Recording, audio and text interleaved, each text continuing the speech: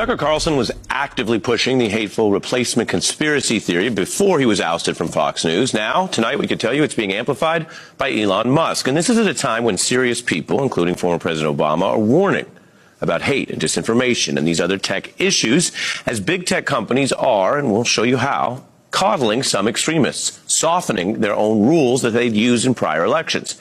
As for Elon Musk, well, he's under fire for stoking, specifically right now, anti-Semitism, amplifying and agreeing with something that someone had posted on Twitter, which asserted that Jewish people, as part of this conspiracy theory, are working in a cabal with hordes of minorities to come into the U.S. and have this Jewish minority alliance that will go after the rightful white people who should run America. That is a summary of the conspiracy theory. There's also the claim that Jewish people have a hatred in general against all white people.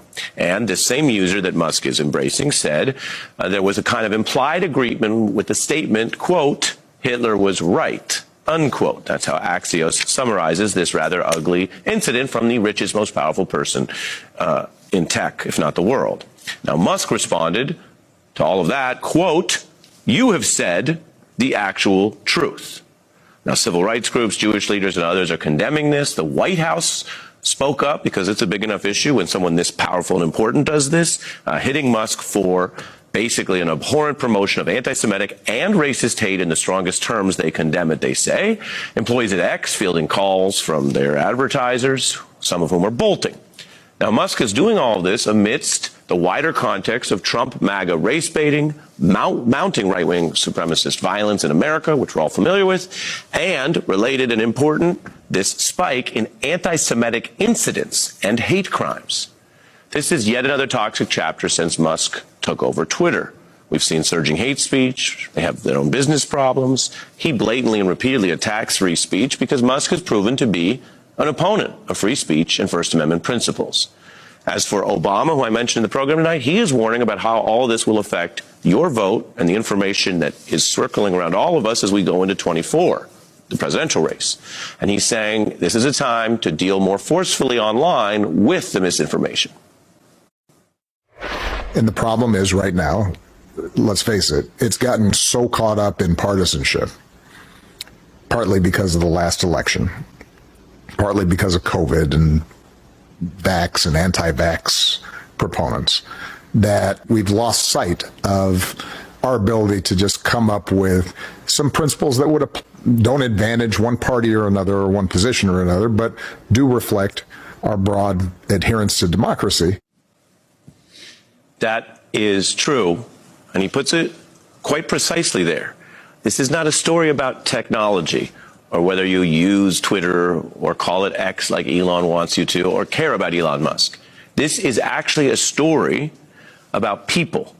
And how do we deal with the world we share and the facts that we need to govern ourselves in a democracy and a time of rising hate, anti-immigrant, anti-black, anti-brown, and anti-Semitic sentiment.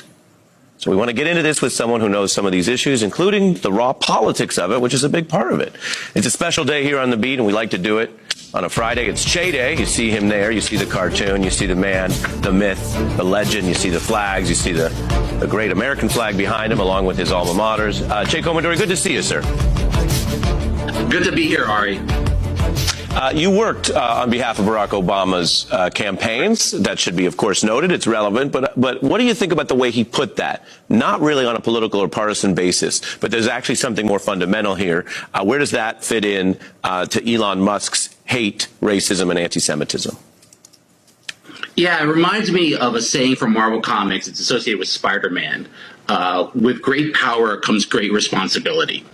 And I think what Barack Obama is saying there is that the enormous power that big tech has in our lives must come with some responsibility to be good stewards of a democratic society that is completely missing and absent from all our conversations about technology. We seem to be talking about stock prices and earnings and platforms and deplatforming, etc. No discussion really of the responsibility of those in charge of these platforms to use those responsibly to better cultivate a democratic society.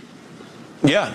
We covered earlier this week how Facebook is walking away from what were already fairly mellow or basic standards about not lying about elections, for example, in ways that undermine the public trust. Now, as you know, and people around politics may know, if you put out directly fraudulent material about an election, for example, telling people to go to the wrong location, right, or the wrong day to vote, you can go to jail for that, because your free speech rights do not include fraudulently interfering with an election. Makes sense. At a more basic level, Che, if you keep trying to run ads anywhere on TV or Facebook to sell fake Rolex watches, before you even get into the law and crime, they just won't run the ads because the TV company and the internet company doesn't want to be on the hook for that.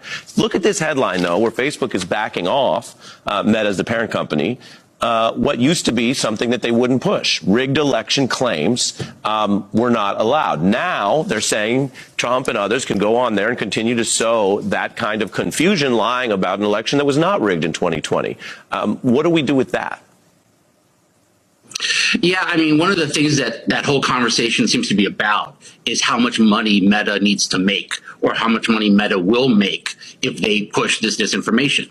There is no discussion of the responsibility that Meta has as a corporation, as a number one news source in America, which is Facebook, to push out accurate information to people on Facebook. There's a lot of discussion about the rights that people have, rights of free speech, et cetera. Those are extremely important. I don't want to undervalue them. But with those rights comes responsibilities. And people in charge of the media, in charge of Facebook, have a responsibility not just to make money, not just to their shareholders, but they have a responsibility, as we all have, to our democracy and to fair and free.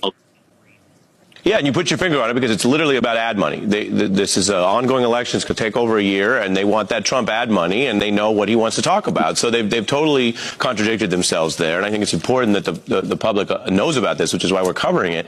The other big issue, of course, is what these artificial intelligence robots are going to get away with or be able to do. I know it's not always the most fun thing to talk about going to the weekend when people have enough problems, but we've continued to keep our eye on this, and the former president, made some interesting news there as well. Take a look. I think the government, as an expression of our democracy, needs to be aware of what's going on. Those who are developing these frontier systems need to be transparent. I don't believe that we should try to put the genie back in the bottle and be anti-tech because of all the enormous potential. But I think we should put some guardrails around some risks that we can anticipate. That's his summary. In all honesty, Che, I don't think either party has been out front on this, and both parties have tried to get tech money. They have these tech summits. They had an AI meeting with all the tech leaders. That's fine, but it's a bit like meeting with all the oil companies to talk about the environment. If you think, as some experts warn, that this is dangerous, should the Democratic Party, the one you're affiliated with, do more? Oh, absolutely. And I think that there has been an element of the Democratic Party that has historically always been aligned with Silicon Valley, with people with money and interest in technology.